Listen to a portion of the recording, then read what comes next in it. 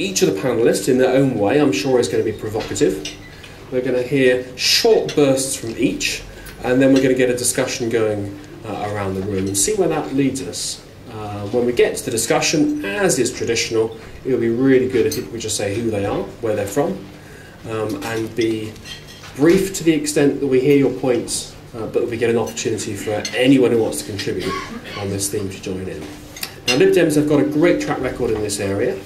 We've been passionate about the environment for decades. We've been passionate about renewable energy for decades, even before we even knew there was renewable energy.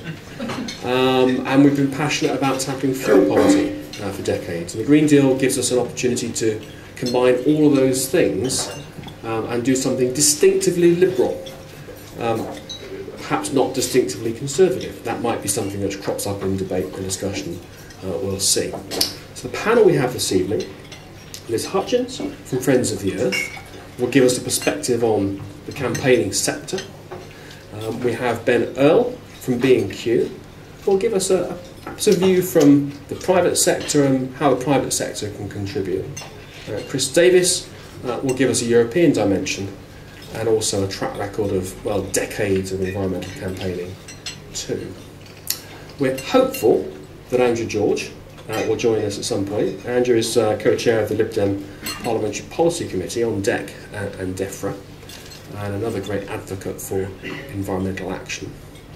We'll see where we get to after that. And if people join in any way they can, just wave and we'll try and get you after we've heard from our speakers to start with. So to start with then, Chris Davis, known in many guises over the years, councillor, member of the European Parliament, general troublemaker, but to me I think of him most as an environmental campaigner, and he's had a key role in the European Parliament for our team for over a decade now on environmental issues, and he's going to set the scene for us this evening with some of the background, some of the context, and how that might trickle down to us here in Birmingham tonight. Chris. Thank you, Keith. I'm a bit overawed by the size of the audience. Had a fantastic Fringe meeting at lunchtime. Not quite so many people. Now, one of the reasons could have been that we were competing with 43 other Fringe meetings at lunchtime. The other could have been, Jackie, who organised it, you know, if we'd advertised something different than bread and water on the menu, perhaps we could have got a few more people in. Anyway, I just want to put this in the European context. Of course, if you're trying to save energy, if you're trying to send a message out, you're putting it in your focus leaflets, the one thing that most people are going to be concerned about is the reason why they should buy it, why they should do it at all, is because it cuts their bills. That's obviously the thing that appeals to the average elector. But because we're here as Liberal Democrats at a party conference, let's put this in context. And the context is global warming. And if you look at go on Google, and you know that global warming within the last 2 years, because of economic recession, 2 years, 3 years, has gone off the political boil. But you just look on the website, look at the Mauna Loa Observatory, Hawaii. Now Hawaii, air quality, very good. It's one of those places where we check carbon emissions every month. It's tested. Just look at the graph. It's just accelerating and accelerating. More and more carbon emissions up there. And if you think remember that the Intergovernmental Panel on Climate Change, the UN's foremost scientific body, said we need to try and stabilise carbon emissions across the planet, stop them growing by 2015, and then try and get it into reverse. That's what we need to do if we're to stop temperatures rising by more than 2 degrees centigrade. Then you look at the graph on that Mauna Loa Observatory and you realise not a hope in hell. Not a chance of stopping growth at that sort of pace. And not a chance also of stopping temperatures by rising by only 2 degrees centigrade this century. A couple of years ago I talked to the deputy chairman of the IPCC at one of the annual climate change conferences. And I said, every time I turn on the Today programme and there's one of these reports from you and it's talking about what might happen in the next century, and there's lots of variation because I know you don't want to commit yourself to saying it's going to be 3.245 and 6 decimal points temperature increase. It's all a bit vague, somewhere between 3 degrees and 6 degrees or something. I think, what happens after the first century? What if we don't make the changes reducing our carbon emissions that you're talking about? We said, well, if we don't make the changes, the planet just keeps getting hotter and hotter until we boil like Venus. I thought that was, that's just not bad. I mean, compared to the average scientific measured scientific comment, I thought that was quite emotive, really. React. That's better. The European Union set itself a target. It set itself to try and provide some leadership.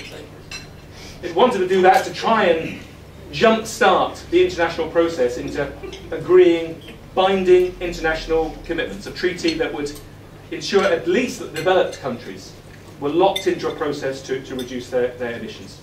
We passed a lot of legislation in 2008 to show we're not just talking about this, we're putting the legislation on the statute books, making commitments.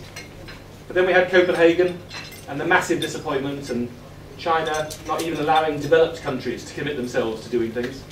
And the ridiculous position now of America, which I can't see ever signing up to the sort of binding international treaty that we would like. Certainly not so long as Rick Perry, Republican frontrunner, standing in the middle of a Texas heat wave, is standing there denying climate change on television cameras. And although the upside, I suppose, is that while there may not be a binding treaty, at least countries across the world are increasingly making voluntary commitments, setting themselves targets and declaring them publicly in advance, which gives us a little bit of hope. But not that much. China, for example, if China's growth were to continue at the same rate without them taking the sort of mitigation we need, the investment in renewables, development of carbon capture and storage, just curbing their growth, which is just dramatic, then in 20 years' time, China will be emitting as much CO2 as the rest of the world is doing now. I mean, the growth is just incredible. It is difficult to comprehend. And that's one of the reasons why the political will in Brussels is so much weaker than I would have wished. Because there's that commitment made by environment ministers, first of all, and industry ministers coming together, and then backed up by prime ministers coming together, that really provides the background to all the legislation that Chris Huhne here puts in place to try and drive forward the process. And it's missing at the moment. We like to talk about, we pass resolutions, the European Parliament passes resolutions, the Council of Ministers passes resolutions saying, yes, we respect the UN science, we must try and ensure that we make 80 to 95% CO2 reductions by 2050. We've got to build a low-carbon economy. Pass all these resolutions, but actually, the only commitment that the European Union has made to date, binding legal commitment upon member states, is to reduce emissions by 20% compared to 1990. 20%. Actually, if we were to do everything we need to do, implement everything we've already passed and do it properly, we get up to 25%. And some nice graphs show that if you get up to 25%, then your trajectory makes it possible to get up to that 80% by 2050. If you don't, then even now you're drifting off target and you're not going to be able to recover the difference. Now, we are going to do that. Helped a little bit by economic recession. But we're going to do that because the power sector is making reductions. The emissions trading scheme is bringing them down. It forces them to reduce carbon emissions by 1.74% every year. We're going to do that because we're improving the electrical efficiency of many of the devices we use. We're going to do that because of the targets to reduce emissions from motor vehicles. Whole series of bits of different legislation. But there's one area which is stopping us from hitting that target, from allowing us to secure a reduction in emissions which will allow us to demonstrate our leadership to the world. And that's on energy efficiency. We committed ourselves 20% reduction in 20% improvement in energy efficiency, 20% reduction in energy use by 2020. On current targets, we're set to go down by only 9%. And this is crazy because everyone knows energy efficiency is win-win. I mean, it stops us having to import gas from Russia. It saves us money. We all know it's win-win, but it's the thing that governments are failing on. Now we've got to try and improve that, and where we're up to the moment is that the Commission has just introduced a new energy efficiency directive. We would like, as parliamentarians, as environmentalists, to say we want that to be binding. We want to say you have to reach that target. If not, we take you to court and we fine you. So we give you a financial disincentive for not doing what has to be done.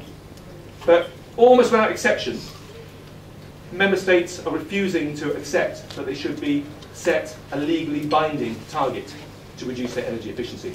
And to be, fact is, Chris Huhne is going along with that. The UK government will not accept a binding target of that kind. So what's likely to happen is the Energy Efficiency Directive is going to set binding requirements upon member states. Like, for example, energy companies must, I don't know, give a monthly bill of energy usage to every householder. A whole series of, if we can't get agreement on the binding target, just leave it to member states to do it. At least we can use the European process to set them binding requirements to do. And that's really what this meeting, as far as I'm concerned, I'm here to think about how we can improve that draft piece of legislation before us by adding on practical ideas. I think the United Kingdom is already showing on this field, thanks partly to our work, the Liberal Democrat administration in the coalition government, in DEC. I think partly as a result of that, we're coming up with some innovative ideas which are setting the pace in Europe. I want to roll that out, copy the good ideas, and try and ensure that they're applied many, many times over. Thank you.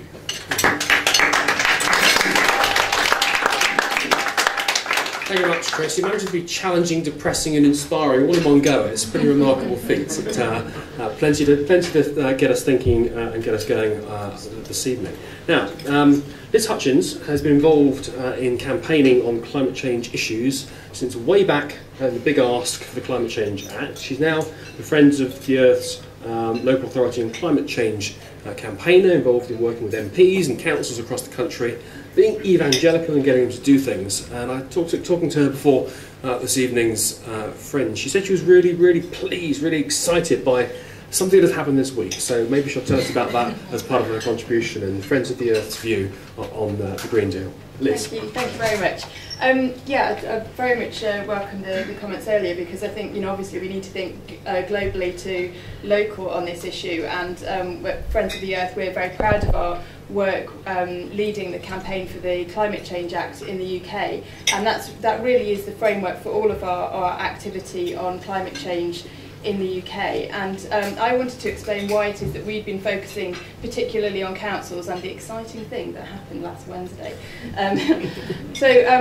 I mean, for us, the reason we focused on councils, and it'd be really interesting actually to know here as a councillor, what audience am I speaking to? Lots of people. So you already know intrinsically from your own role what a big impact councils can have in terms of action on climate change. But the government figures say that 80% of the UK emissions are in some way influenced by the work of local authorities, who can shape things like how we heat and power our homes and workplaces, how we get about locally. And there's a huge spectrum of initiatives that local authorities can take, levers that can be pulled that can have influence in this field. And I was in Eastleigh actually on a platform with Chris Huhne, where some excellent talk from the council about the range of things that Eastleigh Council has been doing. And Friends of the Earth, having led the campaign for the Climate Change Act, really thought, precisely this point, how do we now put into practice concrete measures to get the emissions down? And looking at local authorities, there are some trailblazing councils that are doing initiatives on this whole range of activities, including Eastleigh, but also Birmingham's doing excellent work here. But frankly, most councils are not doing nearly enough on climate change. And the the statistics that collated to show the emissions in every local authority area came out on Friday, and showed that whilst there has been a drop in emissions, that's largely going to be as a result of the recession, and not because of a massive shift in green policies that we need. So we've been campaigning for over 2 years now for basically a step change in action by councils on climate change, and that's working in partnership with local authorities, our local groups working with councils up and down the country, but also working with and to put pressure on national government to say, look, it's time that every council did its bit on climate change, not just those that choose to prioritise it. What happened on Wednesday was basically we had a bit of a breakthrough during the energy bill debate in Parliament. piece of legislation that is the centre of which is the Green Deal proposal, but had also been had some scope of debate on wider energy efficiency initiatives. And what Greg Barker, the Climate Minister, announced was that the Independent Committee on Climate Change, the body that advises government on how it must meet each national target in the Climate Change Act, will now give advice on councils and climate change. And we're working with government and with the Committee on Climate Change on what that advice should look like. And we're hoping that what it will do is sort of basically make it this historic link between councils and the National Climate Change Act, so that we'll be really clear about the scale and type of action that councils need to be taking so that they do their bit to help meet Climate Change Act targets. And that advice will form part of guidance from DCLG that will go to every council in April next year. And the reason we think that's really significant is because our local supporters in local groups up and down the country, they're working with councils, and councils can say all sorts of lovely green sounding things, but how do they really know if their council is doing what's needed? And how do we make sure that what seems like best practice actually lives up to the sort of real sheer scale of action that's needed? So I think this advice from the Committee on Climate Change, whilst it might sound a bit techie, it might make me sound a bit sad that I'm so excited about it. I really do think that it will give direction to councils that have been struggling. And after all, kind of why should every single council have to reinvent the wheel and make up the information that is needed about the action that's needed? So that's just a little bit about setting the context within which I think we now need to talk about the Green Deal, which is important clearly because of the huge contribution to energy waste that our housing stock contributes. And it was exactly right that the government, as its first real piece of green legislation in office, focused on slashing energy waste, and in particular from the housing stock. So what does Friends of the Earth think about the Green Deal? Well, we welcome the Green Deal in principle, and we've had a sort of very long and detailed campaign to help shape the legislation as it went through Parliament, and as I mentioned, it reached a crucial stage. It was report stage in the Commons on Wednesday. We think that the Green Deal, which is essentially a market mechanism to drive individual households to retrofit their homes, is a contribution to the overall action that's needed. What it won't do is very easily treat some of the kind of our older housing stock Victorian housing, etc. And what it will struggle with also is people who can't afford to pay to retrofit their homes. We even have concerns though about that sector, the kind of the can pay, can treat sector, which is the way in which the bill stands at the moment. There's no clear aim in the legislation that says what scale of Green Deal take-up is the government expecting and needing to happen to help meet our Climate Change Act targets, and we're disappointed that government didn't listen to arguments on that. And we think that there needs to be greater clarity about that. There's a real concern that the interest rates that private Green Deal providers might charge to individual households will be prohibitively expensive and will mean that there'll be take-up will be very, very low. And we think that extra incentives are going to be needed on top of the basic Green Deal package to push individuals to sort of take advantage of this. And we've been working with MPs in the House of Commons to propose sort of amendments to the bill.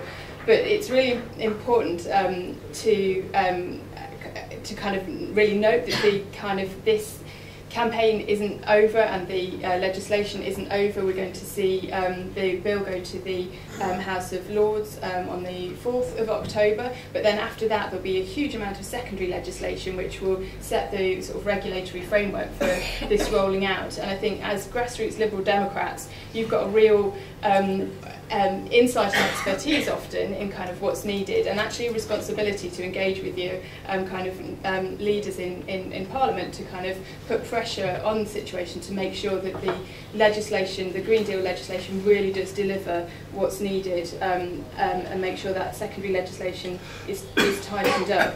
And I just wanted to focus for a moment on the issue of fuel poverty, because there are 5.5 million households in fuel poverty and rising, and that is a national scandal. It's something we should be holding our heads in shame. And there's a pot of money called the ECO that's being brought in with the Green Deal, which will be to help subsidise house retrofit for people in fuel poverty, but also with hard to treat homes. And we're very concerned that the scale of money that's proposed for that ECO is far too small and will be spread too thinly. We think it really does need to be focused on people who are the poorest people. So we've got real concerns about that. We've got suggestions about where the money could come from, and we're concerned that the government also had an opportunity to move much further on fuel poverty on this piece of legislation when it was dealing in particular with the issue of private rented accommodation. And there was a big step forward, which is there's an agreement now that private rented accommodation will be regulated to bring out of circulation the very worst houses, and it was a really big step forward in principle, but in practice what's in the bill is really quite weak and isn't going to be substantially enough to drive the change that we need. So that, again, that's something that we need to be looking at tightening up as we move forward. So I'll sort of conclude my remarks by saying I think that we've seen the coalition certainly take some steps backwards and forwards on this issue of council action on climate change. When the coalition came in very early on, all of the council regulation on climate change and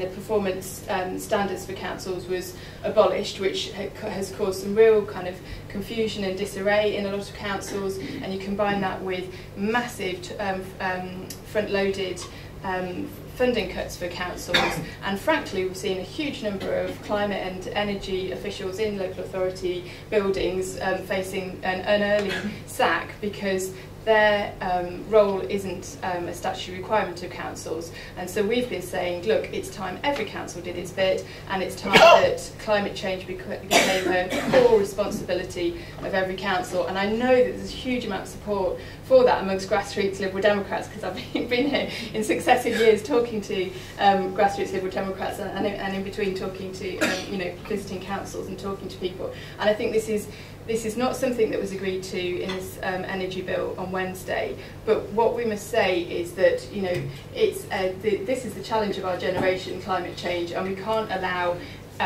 the implementation of the concrete actions that we can take to drift. And we've seen how important councils are to tackling climate change. If councils are not on track to meeting this new advice from the Committee on Climate Change, then I think we want a clear commitment from government that we're going to continue to review this question about whether it needs to be a statutory duty of every council to take action. And I think that will create the conditions within which the Green Deal and other initiatives are really prioritised within local authority work. Thank you.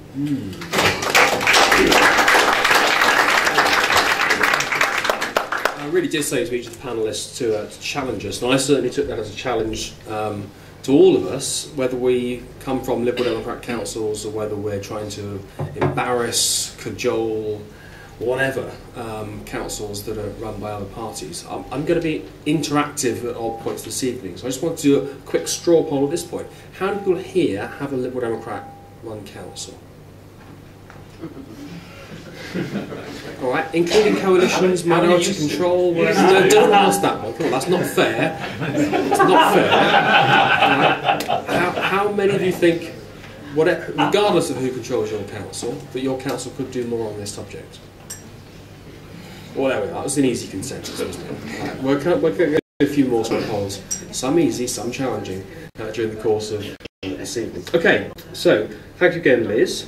Moving on then to the private sector and B&Q. As council council lead, I have a particular affinity for B&Q because B&Q are headquartered in Eastleigh Borough. Their new, really green corporate HQ is about a mile from the Borough Council and civic offices, and B&Q were actually founded just down the road, just over the boundary in Southampton, a good few decades ago now. Ben Earl has worked for MPs. He's worked for 10 years in the charity sector. He's took the plunge to work for a corporate. B&Q is part of the Kingfisher Group as the Environmental Affairs Manager, and has therefore to develop relationships with councils across the country to try and work for the cause. So Ben, how can councils contribute, and where does B&Q fit in all this? Well, thank you, Keith. I loved your challenge earlier to be more challenging this evening. We could carry on this love-in between us in Eastleigh, but very recently we've been working on a project with the London Borough of Sutton, and it wasn't long into that project before the a call arrived from Eastleigh to find out what Sutton were doing.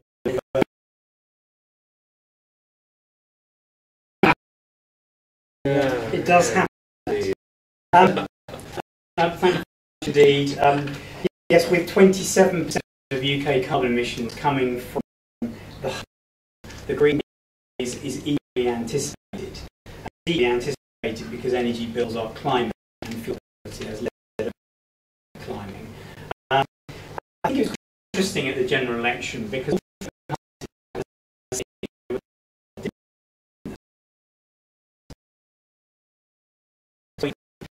and I will be challenging tonight saying, you know, left devices, the Conservatives had a response kind of programme.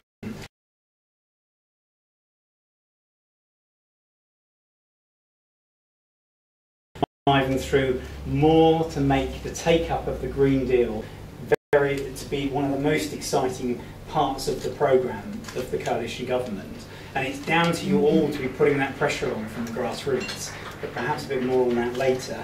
I thought what I'd talk about first is some of the things we've been doing. I mean, clearly, hopefully I don't need to explain who we are as a brand. 3 million customers a week.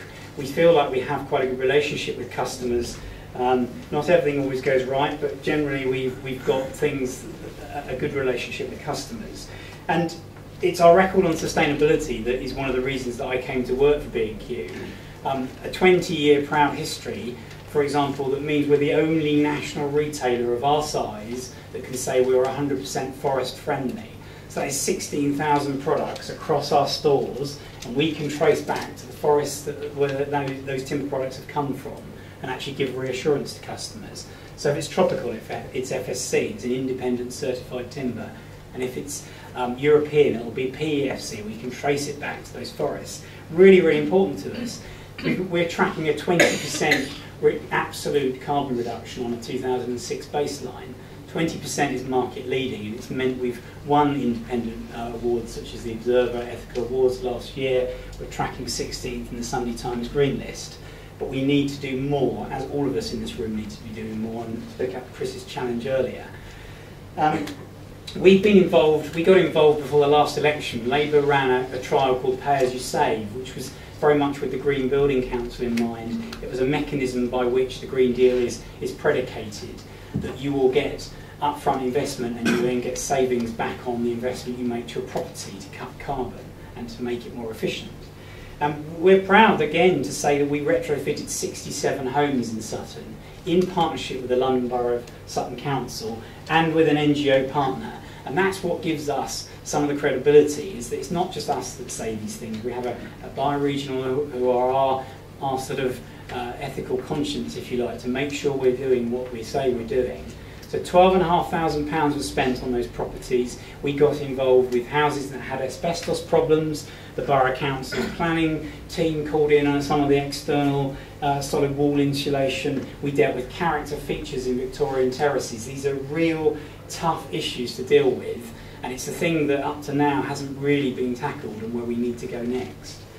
And then more recently we're working with the government's nudge unit, the Cabinet Office. We're doing a loft clearance service, again in the London Borough of Sutton, where we go in, we get up in the loft, we crawl about, we bring out the stuff, the householder goes through that stuff, they decide what they want to keep, cancer research pick up what they don't want to keep, and it's either sold in their charity shops or recycled. And then we've topped up the loft, put in some boards, and we put that stuff back into the loft. That's what we're doing. We're also running another trial where we're trying to encourage collective responsibility. You sign up your neighbours and bring us some loft and cavity fills together, and we'll give you a discount to both of you for doing it, or more of you if that's what comes our way. So we're trying to innovate in this area, but it's challenging, and we've got some challenges. So, I mean, clearly this unity has since led to Chris Hume being in this important position within the coalition government. And really, I want to use my role here tonight to call for 5 things that we would like to see in addition to the Green Deal to make the take-up more pivotal, and so more people are really engaging with this. And the first thing is to pick up on Liz's point. It's about clear ambition for the Green Deal. Now, let's face it, if we are to cut our carbon emissions in domestic housing like we need to, we're all going to have to stop having a gas boiler in our house eventually, because we can't go on using fossil fuels. But that is not even on the table at the moment. I mean, the renewable heat incentive is a really important piece of legislation. It's much more than the feed-in tariff, in my view, because feed-in tariffs, if you don't have a south-facing roof, there's not a lot you can do with the feed-in tariff. You've still got to buy your electricity in most cases from the energy company. With the renewable heat incentive, you can actually get off that bandwagon. You can actually come up with an alternative form of heating your hot water. Now, again, it's not easy, there's big challenges ahead, but this is something we've really got to try and embrace. So we've supported Friends of the Earth's call for carbon budgets for local authorities and for a relationship with the Climate Change Committee. Because what is the point of having a national set of climate targets independently monitored by the Climate Change Committee if no one knows what the Green Deal's ambition is? Because is this the first part of delivering us towards that 2050 target? Or does that mean there'll be a version 2 in 10 years' time? None of us know. So everyone is pinning all their hopes on this piece of legislation. And the worry within business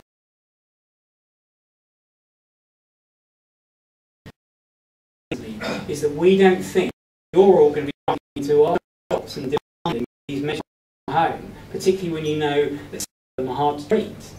So how we've got to do more to try and incentivise it. So this moves us on to some of the incentives we'd like to see. Now, stamp duty is regularly talked about, and I think it is an important indicator. If you know when you come to sell your house that you will get, or the person moving in will have to pay a higher stamp duty if it's energy inefficient, and you get a reduction if it's efficient, that's a good driver. The problem is the housing market's not working very well at the moment. So can we do other things? I still would like us to explore variable council tax. Could you give, now that Chris Hume assures me that the powers exist for lowering council tax at appropriate times, and I know a couple of councils have experimented this with an energy company. Giving a £50 council tax discount seems to suddenly send everyone into apoplexy, and they go, wow, we must do this, it's great. But is there an opportunity for us to make it fiscally neutral and put it up on those houses where it's not very efficient? Now, there are loads of issues with that.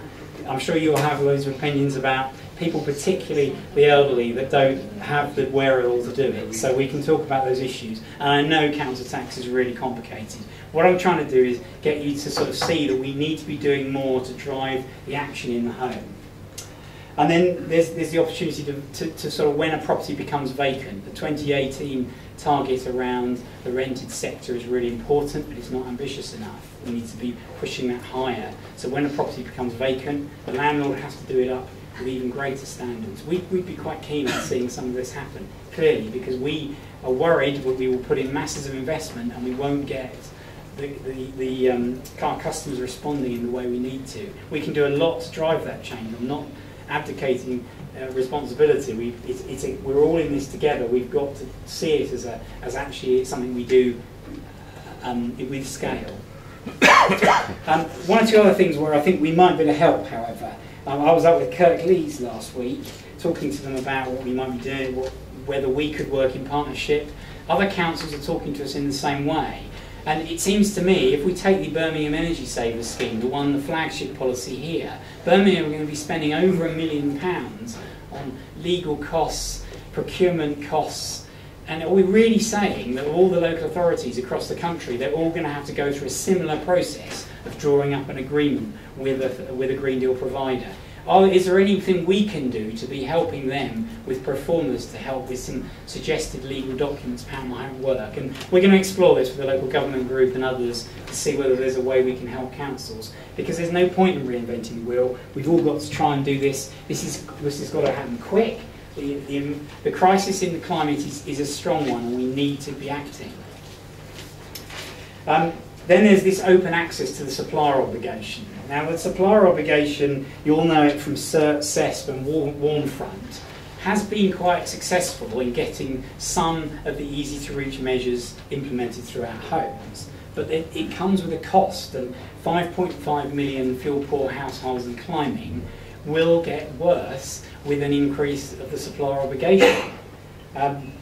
We need to look at how we can help the poorest households. But at the moment, the government is saying that the ECO will be going to help the fuel poor, but is also telling companies like us that it is also able to go and cross-subsidise the costs of solid wall insulation in the able-to-pay market, which is really important as well to unlock that market.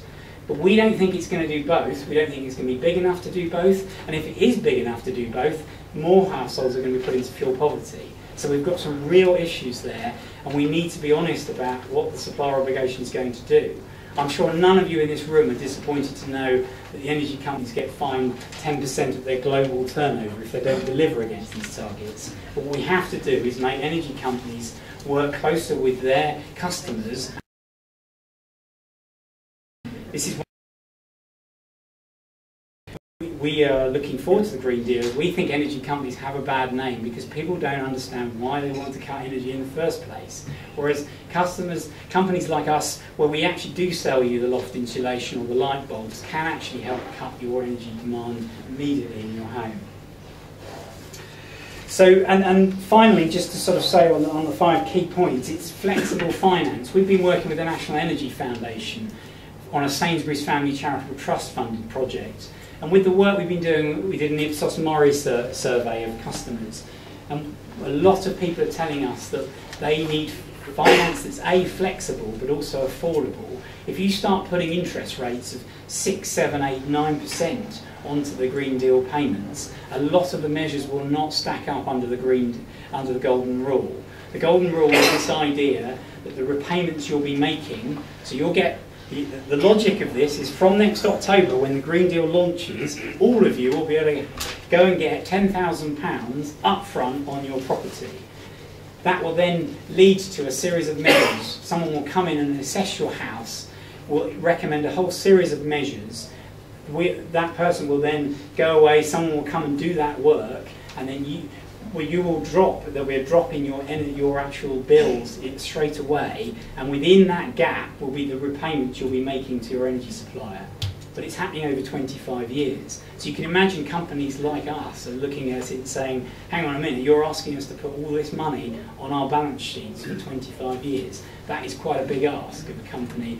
The biggest financing scheme at the moment we have is a 5-year interest-free kitchen deal.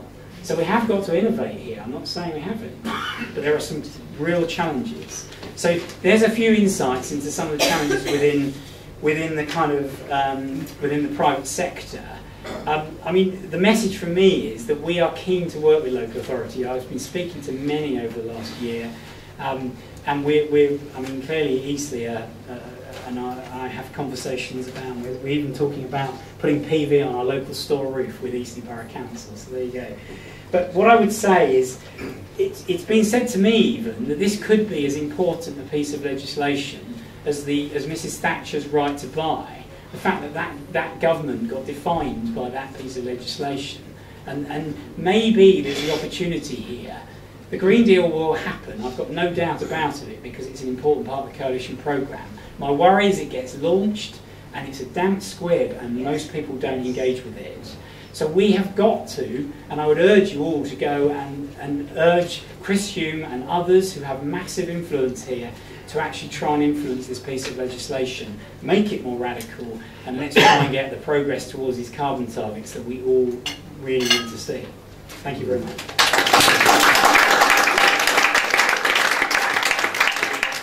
Thank you very much, Ben, and that was, again, provocative, and certainly made me think about extra things, slightly squirming in my chair as a council leader, that can be done. If Chris had been here this evening, he would have said that this Act is of the significance that Ben has just said, that it also has the potential to do something like create 250,000 jobs over the course of the next decade, that could in itself have an economic impact of about £4 billion a year, which is big, big stuff.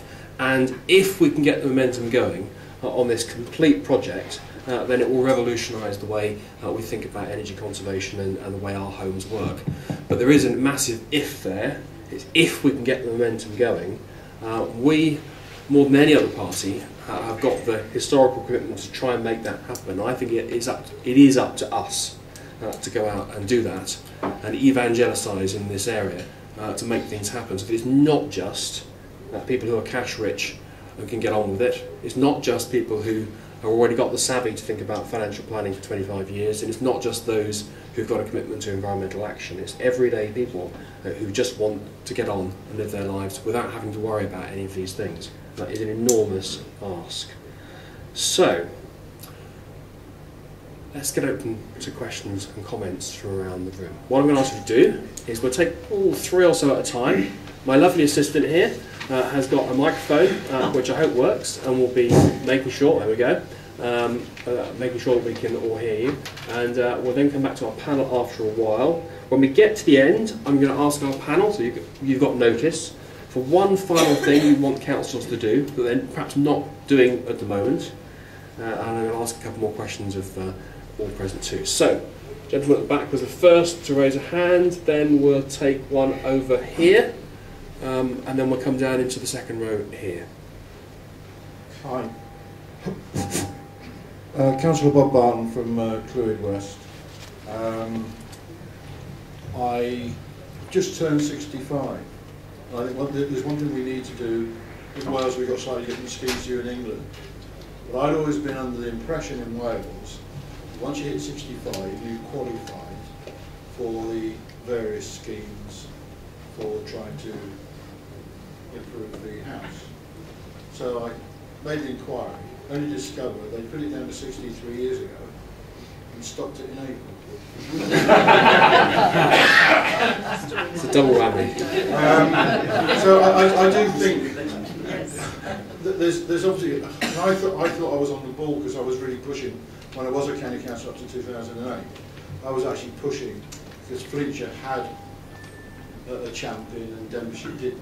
And they were, Fringe were going out for council houses and doing what they call boring down the ground and heating senior citizens' bungalows. I just wrote a very quick story that was about 25-30 years old. But an American company, a city on the East Seaboard, where obviously everything's privatised, their power company was looking at the way that electricity was going through the roof in terms of whether they could cope. And it takes about 20 years, as you know, to build another power station. So they were planning for 20 years hence. And they were looking at the cost because it had to go on the bill. And they went to their customers and said, there's 2 choices. We build another power station, or we insulate every house and keep the one we've got. It'll cost you the same, roughly. What do you want to do? Guess what they voted for? No,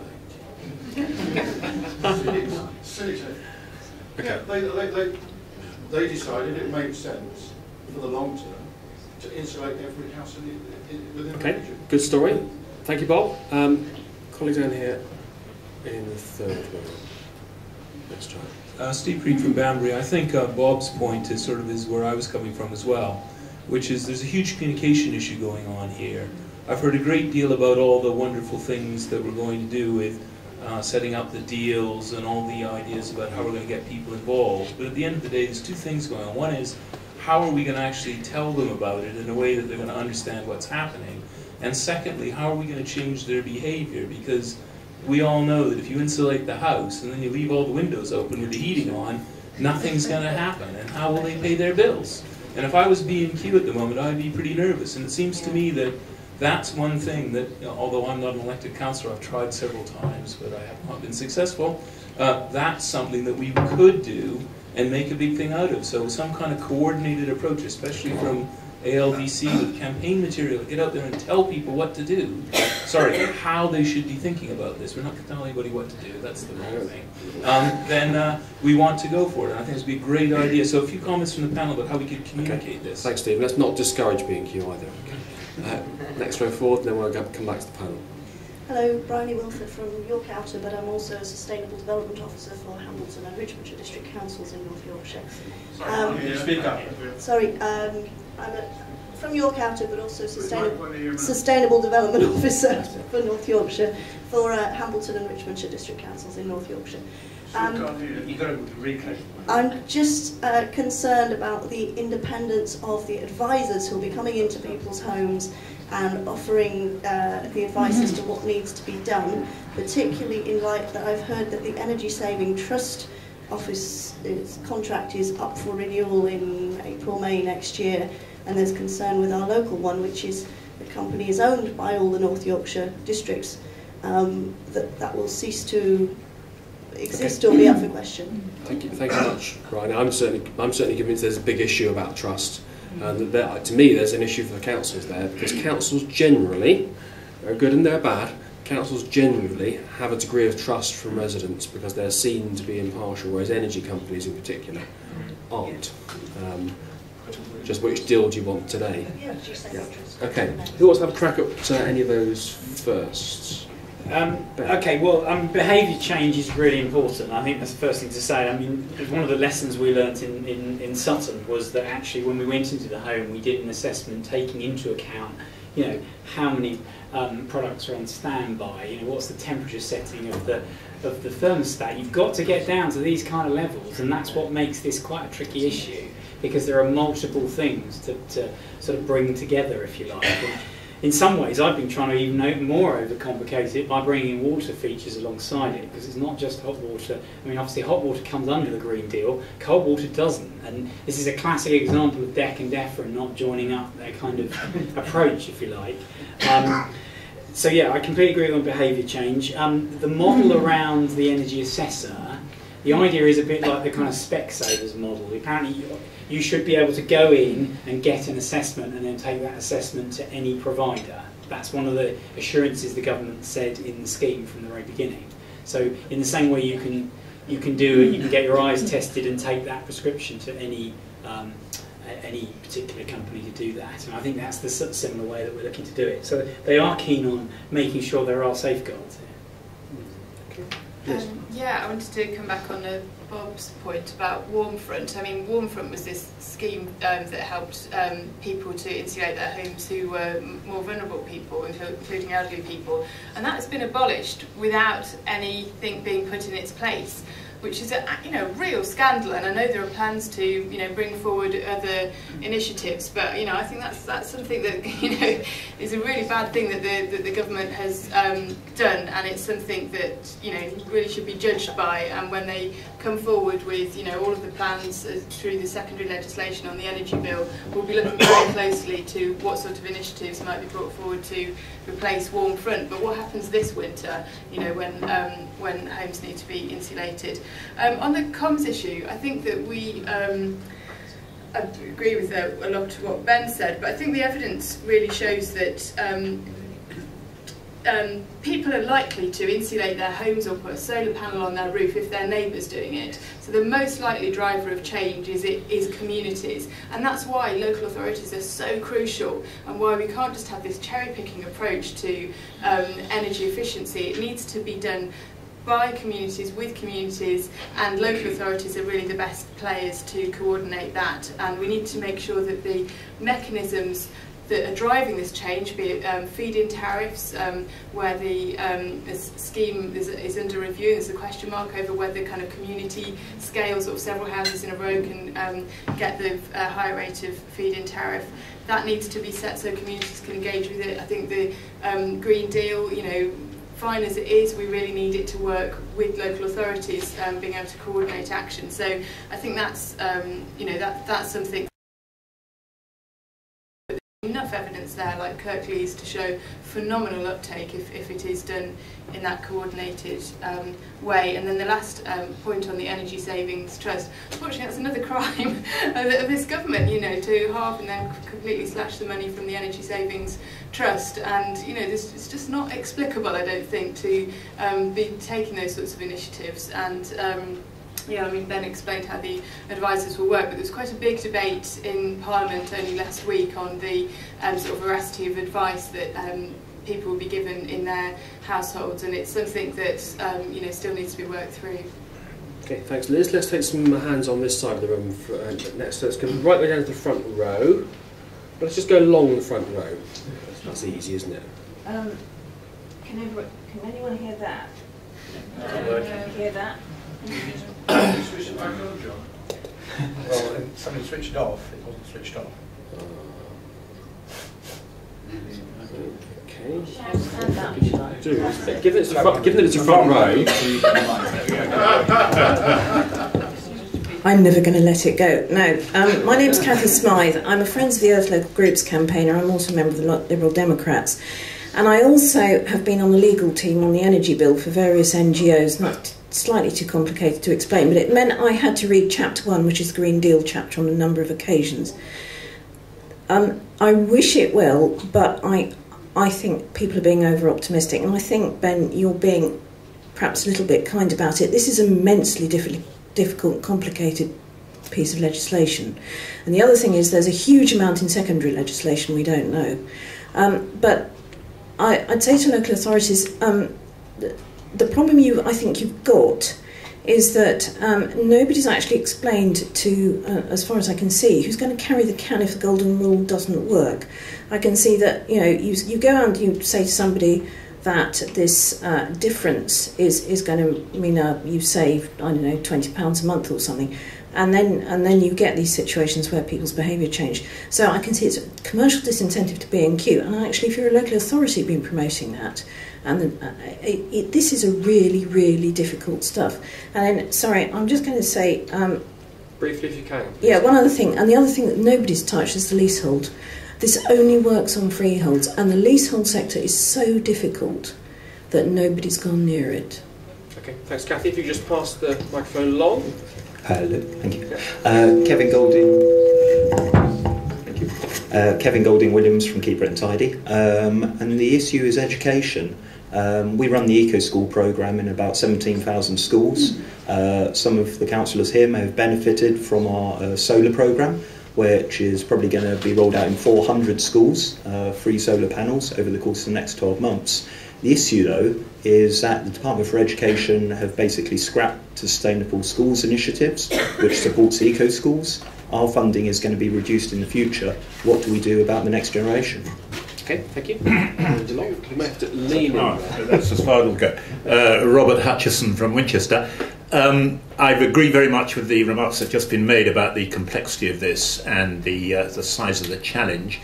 I'm interested in Liberal Democrats in local councils working together to meet this challenge.